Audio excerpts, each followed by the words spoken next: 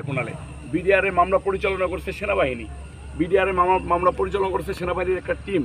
আমরা চাই বাংলাদেশের মাটিতে এরকম নেক্কারজনক ঘটনা, এরকম একটা নেক্কারজনক ঘটনা যেন আর না ঘটে।